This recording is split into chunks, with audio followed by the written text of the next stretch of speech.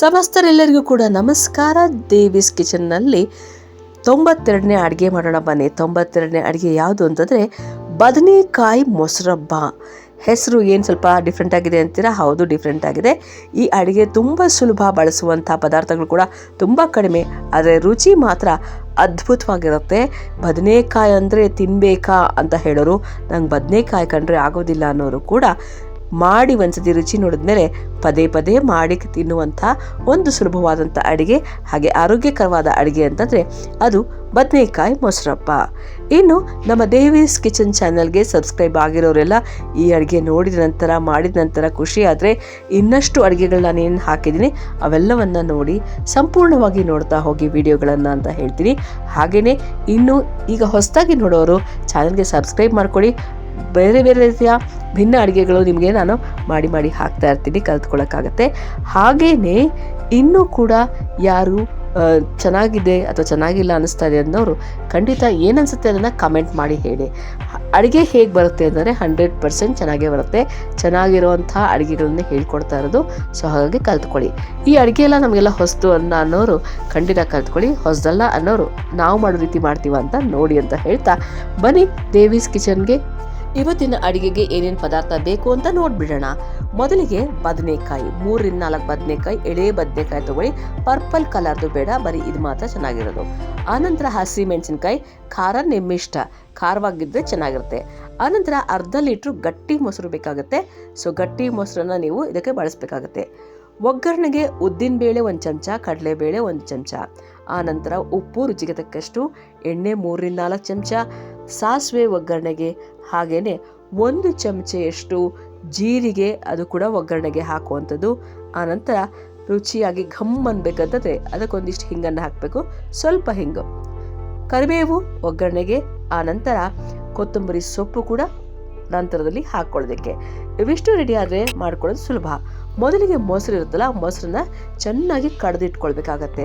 So ಒಡಕಾಗಿರಬಾರ್ದು, ಕಡ್ದು ಬಿಡಬೇಕು ಚೆನ್ನಾಗಿ. ಆದರೆ ಒಂದೇ ಒಂದು ತೊಟ್ಟು ನೀರು ಕೂಡ ಹಾಕಬೇಡಿ, ಮೊಸರು ಗಟ್ಟಿಯಾಗಿ ಇರಬೇಕು. ಹಾಗಾಗಿ ಕಡೀರಿ ಅಷ್ಟೇ. ಕಡ್ದಾಗ ಏನಾಗುತ್ತೆ ಅಂದರೆ ಈ ಕನ್ಸಿಸ್ಟೆನ್ಸಿ ಬರುತ್ತೆ ನೋಡಿ, ಈ ಕನ್ಸಿಸ್ಟೆನ್ಸಿ ಬರಬೇಕು.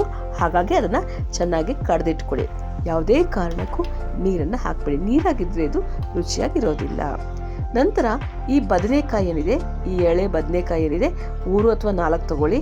ಅದನ್ನು ನೀವು ಮೊದಲಿಗೆ ಈ ರೀತಿ 4 ಭಾಗ ಮಾಡ್ಕೋಬೇಕಾಗತ್ತೆ.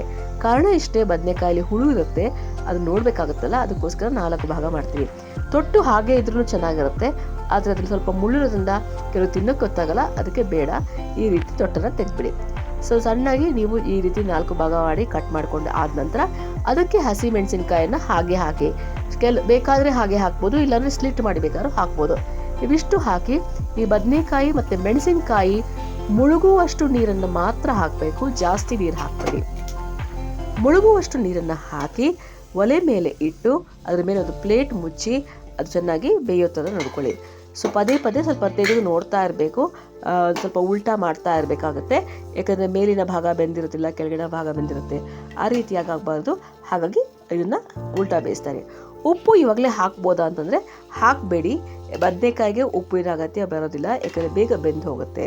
ಸೊ ಇದನ್ನು ಕುಕ್ಕರ್ಗೆ ಹಾಕಬಹುದಾ ಅಂದರೆ ಕುಕ್ಕರ್ಗೆ ಖಂಡಿತ ಹಾಕಬೇಡಿ. ಕುಕ್ಕರಲ್ಲಿ ಹಾಕಿದರೆ ಬೇಗ ಬೆಳೆಯೋದು ಅಷ್ಟೇ ಅಲ್ಲ, ತುಂಬ ಪಿಚ್ಚಿ ಹಾಕೋಗುತ್ತೆ. ಆ ರೀತಿ ಪಿಚ್ಚಿ ಆದರೆ ಚೆನ್ನಾಗಿರೋದಿಲ್ಲ. ಅದಕ್ಕೋಸ್ಕರನೇ ನಾವು ಒಲೆ ಮೇಲೆ ಇಟ್ಟು ಬೇಯಿಸ್ತಾ ಇರೋದು. ಈಗ ನೋಡಿ ಚೆನ್ನಾಗಿ ಆಗಿದೆ, ಎಲ್ಲವೂ ಕೂಡ ಚೆನ್ನಾಗಿ ಬಂದಿದೆ. ಇನ್ನೊಂದ್ಸತಿ 2 ನಿಮಿಷ ಇಟ್ಟು ನೋಡಿರಿ, ಸಂಪೂರ್ಣವಾಗಿ ಬದನೆಕಾಯಿ ಬೆಂದಿರುತ್ತೆ.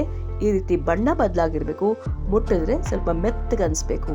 ಮೆತ್ತಗೆ ಅನಿಸಿದ ತಕ್ಷಣ ಆಯಿತು, ಮೆತ್ತಗಾಗಿದೆಯಲ್ಲ, ಇಷ್ಟ ಆಗಿದೆ, ಬದನೆಕಾಯಿ ಸಂಪೂರ್ಣವಾಗಿ ಬೆಂದಾಯಿತು. ಈಗ ಒಲೆಯನ್ನು ನಾವು ಆರಿಸಿಬಿಡೋಣ. ಈಗೇನು ಮಾಡಬೇಕು ಅಂತಂದರೆ ಇದನ್ನು, ಈ ಬೆಂದಿರೋಂಥ ಬದನೆಕಾಯಿ ಮತ್ತು ಮೆಣಸಿನಕಾಯಿ ಎರಡನ್ನು ಕೂಡ ನೀರು ಇಲ್ಲದ ಹಾಗೆ ನಾವು ತೆಗೆದು ಬೇರೆ ಒಂದು ತಟ್ಟೆಗೆ ವರ್ಗಾಯಿಸ್ಕೊಳ್ಳೋಣ. ನೀರು ಇರಬಾರ್ದು, ಆ ನೀರು ಕೂಡ ನಾವು ಉಪಯೋಗಿಸೋದಿಲ್ಲ, ಅದನ್ನು ನಾವು ಚೆಲ್ಲಬೇಕಾಗತ್ತೆ. ಅದು ಯಾವುದೇ ರೀತಿ ಪ್ರಯೋಜನಕ್ಕೆ ಬರಲ್ಲ. ಅದಕ್ಕೋಸ್ಕರನೇ ಹೇಳಿದ್ದು ನಾನು, ನೀರನ್ನು ಸ್ವಲ್ಪ ಅದು ಮುಳುಗುವಷ್ಟು ನೀರನ್ನು ಮಾತ್ರ ಹಾಕಿ ಅಂತ. ಈಗ ಈ ರೀತಿ ತೆಗೆದಿಟ್ಟುಕೊಂಡಂಥ ಬದನೆಕಾಯಿ ಮತ್ತು ಹಸಿಮೆಣಸಿನ್ಕಾಯಿನ ಚೆನ್ನಾಗಿ ನಾವು ಕಿವುಚ್ಕೊಳ್ಬೇಕಾಗತ್ತೆ. ಬಿಸಿ ಇರೋದ್ರಿಂದ ಕೈಯಿಂದ ಮಾಡೋಕ್ಕಾಗಲ್ಲ, ಅದಕ್ಕೋಸ್ಕರ ಈ ಸೌಟು ಅಥವಾ ಇದನ್ನು ಬಳಸಿ ಮಾಡಬಹುದು. ಇಲ್ಲಾಂದರೆ ಆರದ ಮೇಲೆ ಬೇಕಾದರೂ ನೀವು ಇದನ್ನು ಕಿವುಚ್ಕೊಳ್ಬಹುದು. ಬಿಸಿ ಇದ್ದಾಗೆ ಚೆನ್ನಾಗಿರುತ್ತೆ. ಇಲ್ಲ ಅಂದರೆ ಸೌಟಿಂದ ಮ್ಯಾಶ್ ಮಾಡ್ಕೊಂಬಿಡಿ ಅಷ್ಟೇ. ಇದಾದ ನಂತರ ಒಲೆಯ ಮೇಲೆ ಪಾತ್ರೆಯನ್ನು ಇಟ್ಟು ಅದು ಬಿಸಿಯಾದ ನಂತರ 3 ಚಮಚ ಎಣ್ಣೆಯನ್ನು ಹಾಕಿದ ನಂತರ 1 ಚಮಚ ಸಾಸಿವೆಯನ್ನು ಹಾಕಿ ಸಾಸಿವೆ ಚೆನ್ನಾಗಿ ಚಿಟಾಪಟ ಅಂದ ಮೇಲೆ ಉದ್ದಿನಬೇಳೆ ಕಡಲೆಬೇಳೆ 1 ಚಮಚ ಹಾಕಿ ಅದನ್ನು ಕೂಡ ಚೆನ್ನಾಗಿ ಆದ ನಂತರ 1 ಚಮಚ ಜೀರಿಗೆಯನ್ನು ಹಾಕಿ ಇದಾದ ನಂತರ ಸ್ವಲ್ಪ ಹಿಂಗನ್ನು ಹಾಕಿ ಇವಿಷ್ಟು ಚೆನ್ನಾಗಿ ಆದ ನಂತರ ಕರಿಬೇವನ್ನು ಈಗಲೇ ಬೇಕಾದರೂ ಹಾಕೋಬೋದು ಅಥವಾ ಆಮೇಲೆ ಬೇಕಾದ್ರೂ ಹಾಕೋಬೋದು. ಈಗ ಹಾಕ್ಕೊಂಡ್ರೆ ಚೆನ್ನಾಗಿರುತ್ತೆ. ನಾನು ಹಾಕಿಲ್ಲ, ನಂತರದಲ್ಲಿ ಹಾಕ್ತೀನಿ. ನೀವು ಮಾಡುವಾಗ ಈಗಲೇ ಹಾಕ್ಕೊಂಬಿಡಿ. ಆ ನಂತರದಲ್ಲಿ ಈ ಬೆಂದ ಬದನೆಕಾಯಿ ಮತ್ತು ಮೆಣಸಿನ್ಕಾಯಿ ಏನಿದೆ ಮ್ಯಾಶ್ ಮಾಡಿಟ್ಟಿರೋದು ಅದನ್ನೆಲ್ಲ ಹಾಕಿ ಬಾಡಿಸ್ಕೊಂಡು ಈಗ ರುಚಿಗೆ ತಕ್ಕಷ್ಟು ಉಪ್ಪನ್ನು ಹಾಕ್ಕೊಂಡು ಪಲ್ಯ ಥರ ಮಾಡ್ಕೊಂಡ್ಬಿಡಿ. ಈಗ ಚೆನ್ನಾಗಿ ಹೊಂದ್ಕೋಬೇಕು ಎಲ್ಲವೂ ಹೊಂದ್ಕೊಂಡಾದ್ಮೇಲೆ ಇನ್ನೇನು ಬಿಸಿ ಮಾಡೋ ಅವಶ್ಯಕತೆ ಇಲ್ಲ, ಆಗೋಯ್ತು. ಅದನ್ನು ಸ್ಟವ್ ಕೆಳಗಡೆ ಇಳಿಸಿ ಈಗ ಅದಕ್ಕೆ ಕಡ್ದಿಟ್ಟಂತಹ ಆ ಅರ್ಧ ಲೀಟ್ರ್ ಮೊಸರೇನಿದೆ ಅಷ್ಟನ್ನು ಕೂಡ ಹಾಕ್ಬಿಡಿ. ತಣ್ಣಗಾಗೋವರೆಗೂ ಕಾಯಬೇಕಾದ್ರೆ ಏನೂ ಇಲ್ಲ, ಇದು ಬಿಸಿಯಾಗಿರುವಾಗಲೇ ನೀವು ಈ ಕಡ್ದಂಥ ಮೊಸರನ್ನ ಹಾಕಿ ಚೆನ್ನಾಗಿ ಕಲಿಸಿದ ನಂತರ ಈಗ ನೋಡಿ ಅದ್ಭುತವಾದಂತಹ ಮೊಸರೊಬ್ಬ ರೆಡಿ ಆಯಿತು. ಈಗ ನಾನು ಮೇಲೆ ಹಾಕ್ತಾ ಇದ್ದೀನಿ, ನೀವು ಮೊದಲೇ ಹಾಕ್ಕೊಂಡ್ರೆ ಒಳ್ಳೆಯದು ಅಥವಾ ಈ ರೀತಿ ಬೇಕಾದ್ರೆ ಹಾಕ್ಬೋದು. ಕರಿಬೇವಿನ ಒಗ್ಗರಣೆ ಹಾಕಿ ಆ ನಂತರದಲ್ಲಿ ಸಣ್ಣಗೆ ಹೆಚ್ಚಿದಂಥ ಕೊತ್ತಂಬರಿ ಸೊಪ್ಪನ್ನು ಕೂಡ ಹಾಕ್ಬಿಡಿ. ರೆಡಿ ಆಗೋಯಿತು ಬದನೆಕಾಯಿ ಮೊಸರೊಬ್ಬ. ರುಚಿ ಮಾತ್ರ ಅಮೇಝಿಂಗ್. ಬಿಸಿ ಬಿಸಿ ಅನ್ನಕ್ಕೆ ಹಾಕಿ ತಿನ್ಬೋದು ಅಥವಾ ಹಾಗೆ ಬೇಕಾದ್ರೆ ತಿನ್ಬೋದು. ಚಪಾತಿಗೆ ರೊಟ್ಟಿಗೆ ತುಂಬ ಚೆನ್ನಾಗಿರುತ್ತೆ. ಆರೋಗ್ಯಕ್ಕೆ ಕೂಡ ತುಂಬ ಸುಲಭವಾಗಿ ಜೀರ್ಣವಾಗಬಹುದಂಥದ್ದು. ಇನ್ನು ಸಾರು ಮಾಡೋಕ್ಕೆ ಟೈಮ್ ಇಲ್ಲ, ತಕ್ಷಣ ಬಂದಿದ್ದೀವಿ ಅಥವಾ ಸಾರು ಹುಳಿ ತಿಂದು ಬೇಜಾರಾಗಿದೆ ಅಂದರೂ ಈ ರೀತಿ ಮಾಡ್ಕೊಂಡು ತಿನ್ಬೋದು. ಬಿಸಿ ಅನ್ನಕ್ಕೆ ಈ ಒಂದು ಮೊಸರಬ್ಬ ಹಾಕ್ಕೊಂಡು ಒಂದು ಹಸಿ ಮೆಣಸಿನಕಾಯಿ, ಒಂದು ಅರ್ಧ ಈರುಳ್ಳಿ ಅಭ್ಯಾಸ ಇರೋರು ಸೈಡಲ್ಲಿ ಹಾಕ್ಕೊಂಡು ಒಂದು ತುತ್ತಿಗೆ ಒಂದೊಂದು ಈರುಳ್ಳಿ ನೆಂಚ್ಕೊಂಡು ತಿಂತಾ ಇದ್ರೆ ಅದ್ಭುತವಾಗಿರುತ್ತೆ. ಎಡಗೈಯಲ್ಲಿ ಮೆಣಸಿನ್ಕಾಯಿ ಒಂಚೂರು ಕಡೀರಿ, ಸಖತ್ ಟೇಸ್ಟ್ ಕೊಡುತ್ತೆ ಅಂತ ಹೇಳ್ತಾ ಈ ಮೊಸರೊಬ್ಬವನ್ನು ಮಾಡ್ತೀರಲ್ವ, ಟೇಸ್ಟ್ ಮಾಡಿ ಆನಂತರ ನಂಗೆ ಹೇಳಿ ಹೇಗೆ ಅನಿಸ್ತು ಇನ್ ಕಥಾ ಅಂತ ಕಮೆಂಟ್ ಮಾಡಿ, ಶೇರ್ ಮಾಡಿ, ಹಾಗೆ ಸಬ್ಸ್ಕ್ರೈಬ್ ಮಾಡ್ಕೊಳ್ಳಿ ಅಂತ ಹೇಳ್ತಾ ದೇವೀಸ್ ಕಿಚನ್ ಇದು ಅಡುಗೆ ಕಲಿಯೋರಿಗೋಸ್ಕರ ಇರುವಂಥ ಒಂದು ಮಾರ್ಗ. ಮತ್ತಷ್ಟು ಅಡುಗೆಯೊಂದಿಗೆ ಮುಂದೆ ಸಿಗ್ತೀರಿ. ನಮಸ್ಕಾರ.